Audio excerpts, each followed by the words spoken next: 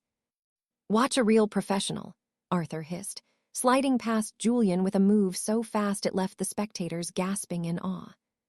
He broke through the defense, feeling like a god. He leaped into the air, ready to slam home another spectacular goal. But then whoosh!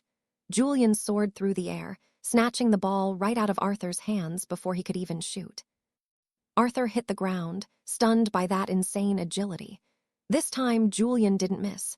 He scored for the correct team. The game was back on. Arthur was desperate now, trying everything to break through Julian's legendary stonewall defense. Unable to get past, Arthur stepped back for a desperate long shot, but Julian wasn't having it, not today. With an unbelievable leap, Julian swatted the ball down, landed like a cat, and sprinted toward the other end. Another goal. The stadium realized it. This boy was a monster on the field. Arthur was becoming absolutely livid. "Stop him, I don't care how," Arthur screamed. 3 massive knights immediately swarmed Julian to crush his momentum. Surrounded, didn't matter. Julian jumped anyway, scoring 2 more points while the crowd went absolutely wild for the underdog. Only 13 seconds left. A lost game was now tied. Cedric and Arthur shared a dark look and charged together. It was a pincer attack, a trap designed to take Julian down for good. But Julian saw the whole thing coming. He spun away at the last second, letting the two captains collide at full speed with a sickening thud. "I see your plan," Julian whispered, tossing a backward shot that sealed the win. Final score, 68-71. The stands exploded. Against all odds, Julian's team had won.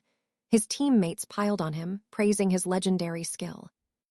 Julian just shrugged it off, insisting he wasn't a player. Nobody believed him. The talent was just too obvious. He had become a hero to his team.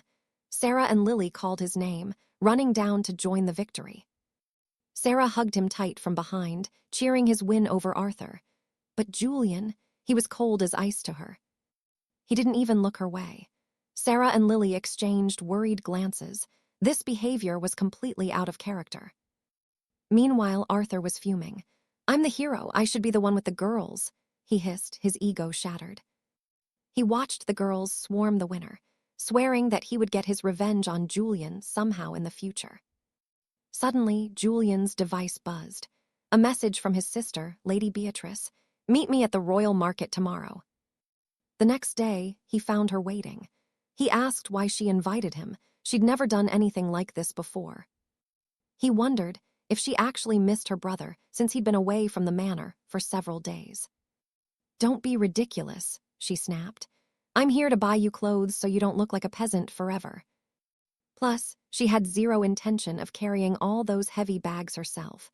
Julian was officially her personal pack mule. He tried to argue his old tunics were fine, but Beatrice just ignored him and marched into the high-end shops. "You have zero fashion sense," she critiqued. "Keep this up and you'll never find a wife to tolerate you." 10 minutes later, Julian was standing in a shop wearing a fancy blue suit. He looked absolutely miserable in it. "I hate this," he grumbled, missing his simple clothes. But Beatrice wasn't even listening to his complaining. She already had 5 more outfits ready for him to try on. Julian sighed. There was no escaping her now. Alaric heads to the checkout with his new tunics, telling Alara he'll just buy the lot. If he keeps arguing, she'll have him trying on every doublet in the shop. He knows if they stay, he'll spend the entire day acting as her personal mannequin. Finally, they leave, but Alara immediately spots another shop, one for ladies' fine silks. This time, it's for women's intimate apparel. Alaric stands there, completely baffled, watching her from the cobblestones while trying to understand why he's even here. She beckons him inside, but he feels incredibly awkward. He's not about to watch his own sister browse through lace and corsets. No way.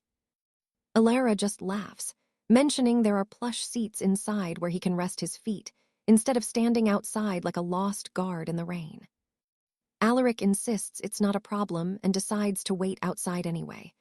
Eventually, Alara buys what she needs and calls out to him so they can finally head home. As they walk and talk, a shadow watches from the distance. It's Julian, and now he knows Alaric's one true weakness, his sister. Alaric asks if she needs any more clothes, but she's satisfied with her haul. Suddenly, something triggers his instincts. He stops dead in his tracks. He drops the heavy shopping bags and tells Alara to wait a moment. Alaric spins around, coming face to face with Julian, who's been stalking them like a wolf. Julian confronts him immediately, but Alaric doesn't blink. He doesn't care why Julian is following them, but if he touches Alara, he's a dead man. Period. Julian just sneers. He claims that behind him stand 2 generations of legendary high knights who could end Alaric's life in a heartbeat. Alara looks worried, but Alaric just grips his shoulder. He listens to Julian's taunts about trying his luck if he doesn't believe the threat. Julian turns around, waving a smug goodbye after delivering his warning. But then, everything stops. Julian suddenly finds his body completely paralyzed. He can't move a muscle. He watches in shock as Alaric calmly returns to his sister, acting as if nothing happened, while a searing pain erupts in Julian's chest. He collapses to the dirt, clutching his heart. The realization hits him like a warhammer. Alaric is far stronger than anyone ever dared to imagine. Alaric finally says goodbye to Alara, handing her an enchanted protection charm, which she gladly accepts. She hops into a carriage and heads for home. Right then, a black carriage pulls up fast, the driver shouting for Alaric. He asks what's wrong, and the man explains there's an urgent mission. They need to talk inside the carriage. The man reveals they've finally found the syndicate's secret hideout. To ensure victory, they've called on Alaric for help. He introduces Lord Alistair in the front seat, who admits it's an honor to meet the young master known throughout the kingdom for his insane skills. Alaric just shrugs it off, telling them not to overestimate him. Finally, the carriage stops, surrounded by a dense, suffocating forest. Perfect place for a den of thieves. Alaric spots a familiar face, Sir Lucian. Lucian is also hunting the syndicate, driven by their unforgivable crimes. He's volunteered to wipe them all out. They'd planned an ambush for days, zeroing in on the syndicate's key mountain cabins. The captives were being held inside the wooden shacks, so the group needed to move with absolute caution to avoid a total bloodbath. During the operation, the man asks if they can eliminate the sentries without being spotted. It's a tall order. Even a muffled weapon might alert the camp. Alaric doesn't hesitate. "I'll handle it," he says, reaching down to scoop up a handful of fallen leaves from the forest floor to begin the strike. Everyone takes their positions, hearts pounding. Alaric prepares his attack with the enchanted leaves, launching them with impossible whistling speed. He remained completely unnoticed. The leaves flew like daggers, striking the guards down before they could even draw a breath or sound the alarm. The group was stunned.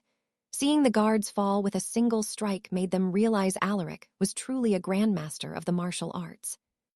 With the path clear, they proceed with the invasion. As they rush in, Julian informs them that the wooden houses are filled with guards and victims. The plan is for Alaric to rescue the captives, while the others hunt for the leader. It's a solid strategy, but the remaining guards aren't blind for long. They notice the movement and launch a counterattack immediately. Julian doesn't miss a beat, effortlessly taking down 2 of them by himself. Meanwhile, Alaric charges toward the nearest cabin, coming face to face with an enemy brandishing a wicked-looking knife. The attacker lunges for his stomach, but Alaric dances away. He ducks another poison-tipped slash aimed right for his face, barely breaking a sweat. Suddenly, Julian shouts that he's found the prisoners. It's a horrific sight, several women, injured and terrified, begging for mercy. The scene makes Alaric's blood boil. In a fit of pure rage, he shatters his opponent's arm like a dry twig before fatally slashing his neck. He couldn't bear the sight of such cruelty.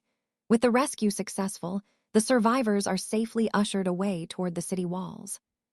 However, things aren't calming down just yet. The man informs them that Lord Alistair has been hit and is struggling against the syndicate leader. Alaric demands to be shown where they are immediately. His eyes are filled with a cold, murderous intent that chills the air around him. The battle between Alistair and the cult leader is in full swing. Seeing his ally in trouble, Sir Lucian decides to charge in and end this once and for all. They found the victims, several women, broken and barely clothed, screaming for everyone to stop hurting them. Arthur saw it and snapped.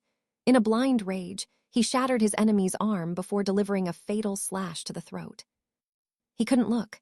With the rescue secured, the victims were safely rushed back to the walls of the capital.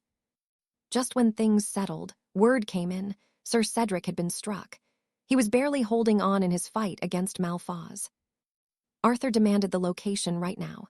He stood there, his eyes suddenly filling with a cold and terrifyingly murderous intent. The duel between Cedric and the Iron Fang leader was raging, and Arthur knew he had to charge in.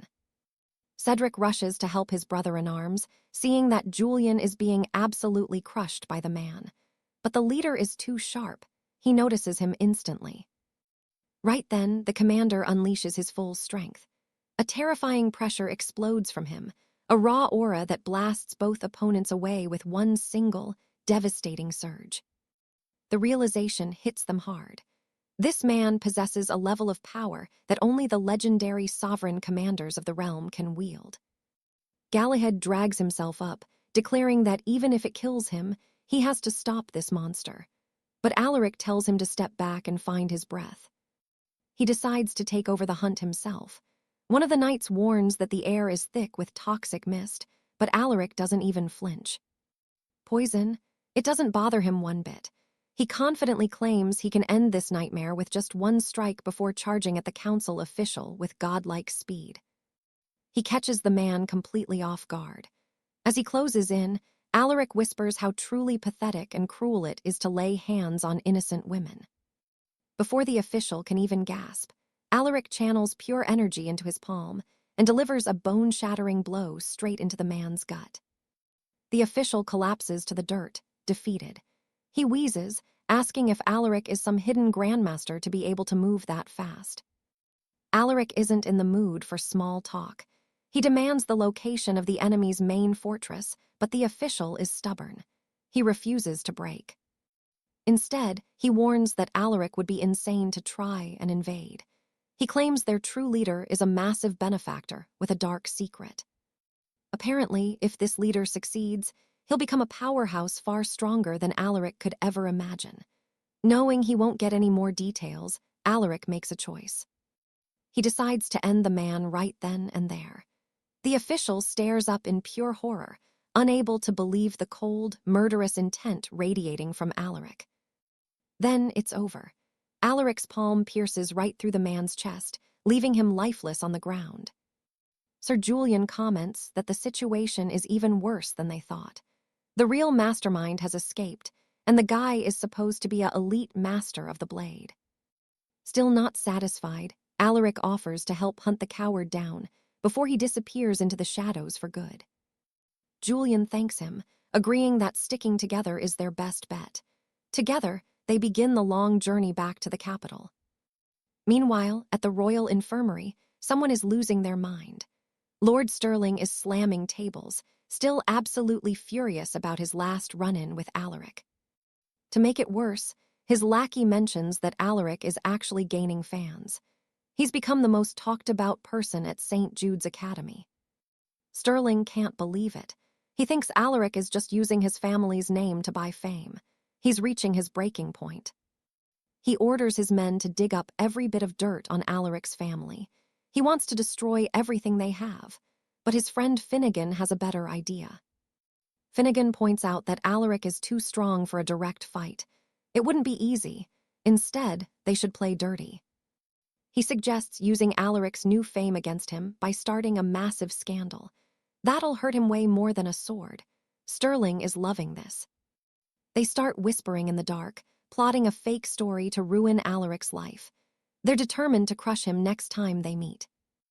Back at St. Jude's Academy, Lady Beatrice is strolling through the halls when she hears some nasty rumors about her friend.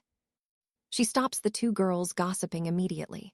She grabs one, slams her against the stone wall, and demands to know what they're saying about Alaric. She's horrified to find out a disturbing magical recording of Alaric is circulating around the whole school. In the video, Alaric is seen trapping a female student in a room and barking orders at her, before throwing her onto a bed. The footage shows him acting like a monster, ignoring her cries for help while he tears at her clothes. It's pure character assassination. Beatrice is stunned. She doesn't believe it for a second, especially since Alaric never even tried anything with her, and she's the most beautiful girl in the academy. She calls him immediately. "Do you have any idea what they're saying?" she asks. Someone is clearly trying to bury his reputation. Alaric picks up, his voice calm but heavy. Unfortunately, he's already well aware of the lies spreading through the halls. Right now, he's surrounded. A massive mob of students has cornered him at the academy entrance, screaming insults at the top of their lungs. Everyone is saying the most horrible things. They're shouting that a monster like him shouldn't even be alive, trying to force him out. Some are even screaming that he'd be better off with a crossbow bolt in his head. They want him gone, and they want him gone now. Lord Stirling is watching the chaos from a distance, laughing as his plan unfolds perfectly. Finnegan appears at his side, whispering that the next phase of their trap is ready. Sterling just smirks. He remarks that Alaric is finally going to learn why you should never, ever offend a high-ranking noble house. Lady Lily is standing by Alaric's side when she notices a group of students bringing out baskets full of rotten fruit and heavy stones. They're ready to stone him. She's shocked by the cruelty and tries to step in front of Alaric to shield him from the mob. But Alaric holds her back. He doesn't panic. As the crowd launches their barrage, he just stands his ground and protects Lily. Then everything stops. The fruit and stones freeze in midair, hovering in a magical field right in front of his face. Without even moving a muscle, he sends the whole mess flying back at the attackers. He hits half the crowd without lifting a finger, but they still won't stop whining. That's when Lord Sterling finally steps forward to rile the mob up even more. He calls Alaric a wild animal in human form. He shouts that Alaric isn't worthy of being his rival or even stepping foot in St. Jude's. The crowd roars in agreement, demanding he leave. Alistair stood there, listening to the lies, finally realizing that Cedric was the snake pulling the strings this whole time.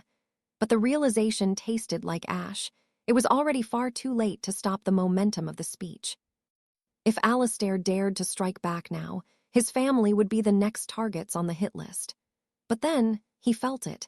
The enchanted protective amulet he gave his sister, Alara, had just been violently activated. Something was wrong, terribly wrong. While Cedric kept spewing his pathetic, arrogant nonsense, Alistair's heart hammered against his ribs for his sister's safety. Cedric actually started laughing, mocking Alistair and daring him to land a punch if he was man enough. The coward truly thought he held every single card in his hand. Big mistake. Worried for Alara and done playing games, Alistair gave the rat exactly what he asked for, a heavy, bone-shattering strike delivered with zero hesitation. That punch nearly drove Alistair's fist straight through Cedric's gut. The arrogant noble coughed up a spray of blood and hit the floor like a sack of stones, completely broken. As the other students scrambled in shock, Alistair was already a ghost. He sprinted away from the Royal Academy, racing toward his sister's location to stop the nightmare of his past life from happening again. He made a silent, deadly vow. No one would ever lay a hand on her again. Then, in a flash of pure power, he vanished, moving at a speed that blurred the very air around him. Meanwhile, in a dark city alley, Alara was cornered by a pack of mercenaries. They were desperately trying to shatter the magic barrier produced by her amulet, using every dirty trick they knew. One bandit drew a jagged blade, ready to finish her off, when Alistair finally arrived, literally smashing through a stone wall to reach the alley in a shower of debris. The thugs froze, staring in absolute terror at the crumbling wall. They couldn't wrap their heads around what kind of monster possessed the raw strength to do something like that. Then they heard it, Alistair's voice, cold as the grave, declaring that anyone who touched his sister was already dead. In one fluid motion, he unleashed a devastating wave of energy from his hand. It wasn't even a fight. Every single mercenary was slammed into the dirt, defeated in a heartbeat by the sheer force of Alistair's wrath. Alistair didn't relax, instantly scanning the area to ensure the threat was neutralized. He stepped over the bodies, spotting a glowing communication crystal in one of the bandits' ears. A voice crackled through the crystal. It was Baron Thorn, asking if the girl had been captured yet. When Alistair spoke instead, the Baron began screaming death threats through the magic link. Alistair listened to the Baron's empty promises before crushing the crystal into fine dust with his bare hands. He turned to Alara, his expression finally softening as he reached out to her. He told her she didn't need to be afraid anymore because he was her shield. He promised her right then and there that no one in this kingdom would ever have the right to harm her again. Alara looked up at him, her eyes wide, and whispered that she believed him. She always did. After ensuring she was safe, Alistair walked back toward the academy with slow, deliberate steps. He was already calculating how to prevent this from ever happening again. His thoughts turned to the Obsidian Order, the shadow faction that thought they could target innocent women like his sister. It was time to settle the score. He pulled out his own communication stone and signaled his elite subordinates. The moment they answered, they were ready for blood, asking for his next command. Alistair's voice was steady and lethal. He told them to notify all the high masters of his inner circle about the operation he was about to launch. When his lieutenant asked for the specific objective, Alistair gave it to them straight. They were going to hunt down and utterly destroy the Obsidian Order. Over at the Sterling estate, Duke Sterling was deep in conversation with Lord Harrington about the mess Cedric had stirred up at the academy. Harrington was fuming, demanding that the boy face a public lashing for his crimes, when a servant interrupted to announce that the head of House Ravenwood had arrived to see the elder. Lord Ravenwood entered the room with a polite bow, but his face paled the moment he saw a representative of the powerful Harrington family already sitting there. The Duke didn't offer a seat. Instead, he demanded to know why Ravenwood's house was foolishly trying to offend his own family in such a disgraceful way. Ravenwood started shaking, terrified by the weight of the Duke's gaze. He actually began to wonder if he was dealing with a hidden power far greater than he had ever imagined. He begged the elder for a proper explanation, swearing up and down that his noble house would never dream of such a reckless provocation. Lord Harrington couldn't hold back his disgust, barking that they would never accept such an insult, and demanding that the Ravenwood family take full responsibility for the blood debt. Ravenwood knew that Lord Harrington had the power to bankrupt his family overnight, but he was baffled. He never expected a merchant lord to be so deeply involved with the world of martial masters. Harrington continued, making it clear that a mere fine or some gold wouldn't be enough to wash away this stain on their honor. Desperate and confused, Ravenwood begged one more time for the truth, claiming he was completely in the dark about the situation. So Harrington laid it all out, the forged magic recording that had caused a massive scandal across the entire Grand Academy. It was a calculated frame job, a montage designed to destroy a student's honor by painting him as a common criminal and harasser. When Ravenwood asked who the victim was, Harrington's voice dropped an octave as he whispered the name, Sir Wuji. The name hit Ravenwood like a physical blow. He already knew of Wuji's legendary reputation through the High Council and the Duke's own praise. While the weight of that revelation sank in, Harrington delivered the final strike. The architect behind this entire disaster was Ravenwood's own son, Cedric. Meanwhile, at the city's Grand Infirmary, Cedric lay completely broken and immobilized from the brutal beating he had received. His friend tried to soothe his ego, lying through his teeth that Alistair had only run away because he was scared of what they'd done. But the comfort was short-lived. The door to the room was kicked off its hinges with a thunderous crash, making Cedric jump in terror. He looked up, trembling, and realized it was his father standing there. Cedric was stunned. He hadn't even sent word to his family that he was injured yet. He tried to speak, but the look on Lord Ravenwood's face told him everything. The lies were over, and the real nightmare was just beginning. Suddenly, someone kicked his door in. He shouted in fear, but then he realized it was just his father, Duke Leonard. Arthur was stunned. He hadn't even sent word home yet, but his father simply said he didn't need to be told. Don't worry, he'll be back on his feet soon. But then, bam, his father levels him with a massive punch, leaving him gasping and wondering why the hell that just happened. The reason? Absolute disaster. Thanks to his reckless moves, the entire House of Sterling is now on the brink of being completely wiped off the map. His father growls that a single punch is nothing compared to what the Shadow Syndicate would do to him, ordering his son to clean up this mess before the sun sets.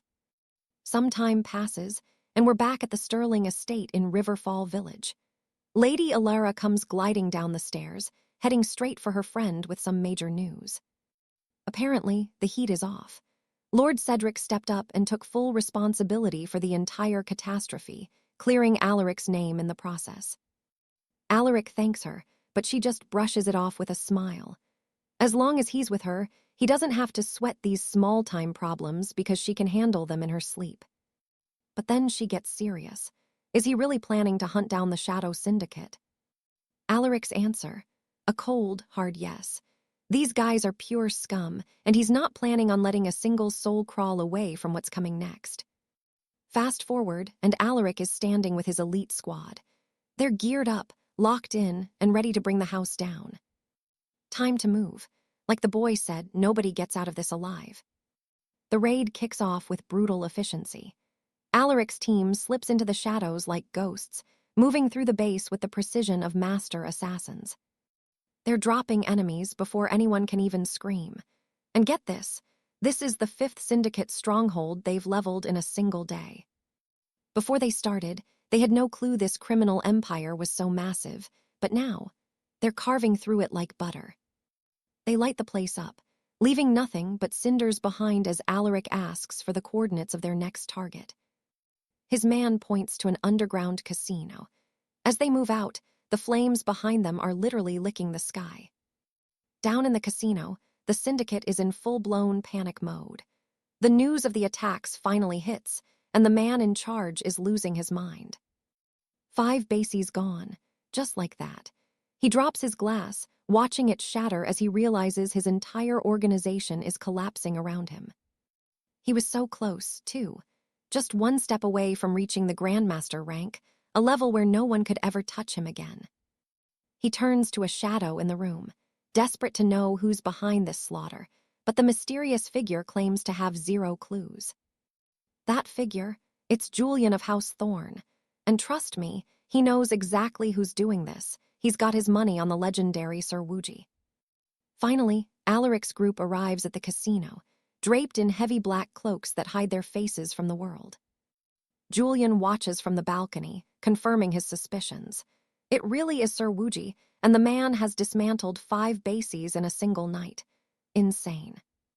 They storm the main hall, shouting for every innocent person to clear out immediately. This is about to get ugly. The syndicate leader storms out, wanting to know who has the guts to wreck his establishment. One guard tries to step up, but Alaric doesn't even blink. 1 punch to the jaw and the guy's head is practically twisted backward. He doesn't even hit the floor before Alaric lands a second, pinpoint strike right to his armored chest, snuffing him out instantly. Now Alaric is staring down the last of them, the final line of defense for the syndicate. He charges. It's a total bloodbath, fists flying, bodies crashing through stone walls, and pure chaos erupting in every corner of the room. After effortlessly mopping the floor with the guards, Alaric hears it. Slow, rhythmic clapping echoing from the darkness. A man steps forward, praising Alaric's skills but with a dark edge. "Too bad you had to go and kill my friends," he sneers. Alaric looks up at the balcony, wondering if this is the big boss he's been looking for. But his ally, Sir Roland, steps out beside the man and shakes his head. This isn't the guy, not even close. The man explains that the old leader is long gone, but he left this guy in charge because he's a literal combat prodigy. We're talking about someone who climbed to the top of the ranks in just 10 years of training. And today of all days, he finally ascended to the rank of Grandmaster, something everyone thought was impossible. Not only that, but the leader reveals he's training a student using those same forbidden methods to reach that same god-tier power. He's another genius from the Thorn bloodline, a name you'll recognize, Julian of House Thorn. Julian steps into the light, locking eyes with Alaric. He admits he's impressed. He never thought Alaric was the one behind the masks. But even with all those bases destroyed, he's convinced Alaric isn't walking out of this casino alive. The second Alaric sees his face, he loses it. Pure, unadulterated fury. This is the man who cornered and attacked his sister in that alleyway days ago. "You're wrong," Alaric growls. "You're the one who's going to die right here." Julian doesn't hesitate. He leaps down into the center of the hall, standing toe-to-toe with Alaric, completely fearless. The syndicate leader gives the order, "Kill everyone. It's on. The final showdown to see who's truly the strongest starts right now."